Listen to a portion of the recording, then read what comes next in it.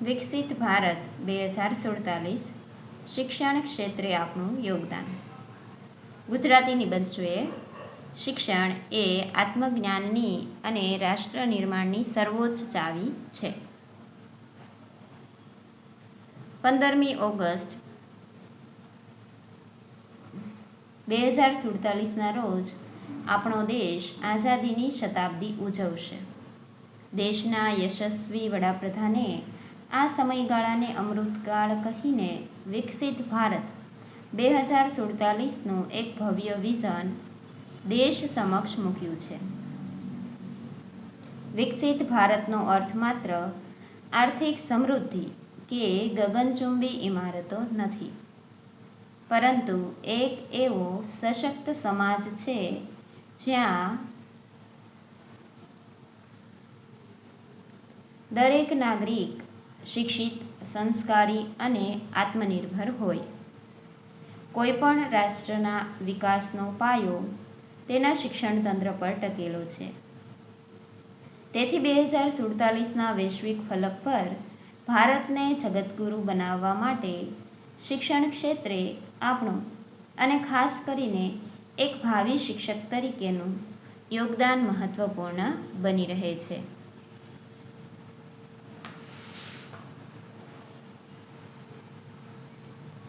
વિકસિત ભારતના સપનાને સાકાર કરવા માટે આપણી પાસે રાષ્ટ્રીય શિક્ષણ નીતિ 2020ના રૂપમાં એક મજબૂત નકશો તૈયાર છે.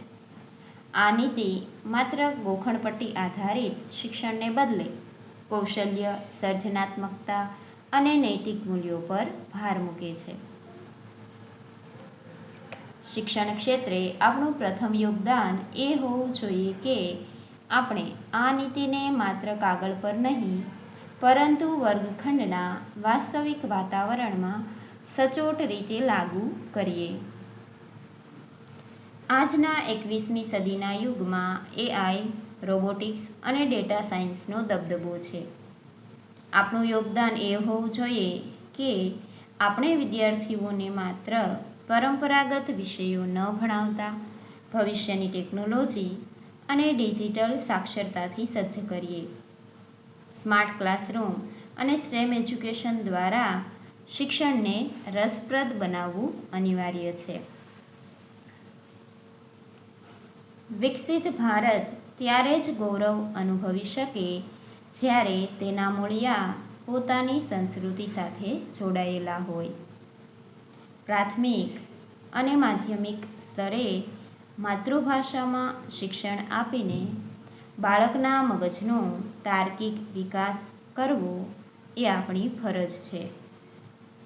જ્ઞાનની સાથે દેશભક્તિ, પ્રામાણિકતા અને સામાજિક જવાબદારી જેવા નૈતિક મૂલ્યોનું સિંચન કરવું એ જ સાચું શિક્ષણ છે. યુવાનો માત્ર ડિગ્રી મેળવવા ખાતર ન ભણે, પરંતુ તે નવી રોજગારી ઊભી કરનાર બને.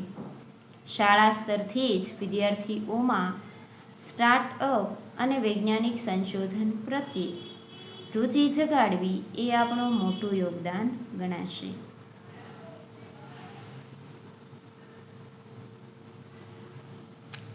જેના હાથમાં કલમ છે તેના હાથમાં દેશનું ભવિષ્ય છે. વિકસિત ભારત 2047નું લક્ષ્ય કોઈ સરકારી યોજના માત્રથી પૂરું થઈ શકે નહીં. તે દેશના પ્રત્યેક નાગરિક, વાલી, વિદ્યાર્થી અને શિક્ષકના સામૂહિક પુરુષાર્થથી જ શક્ય બનશે.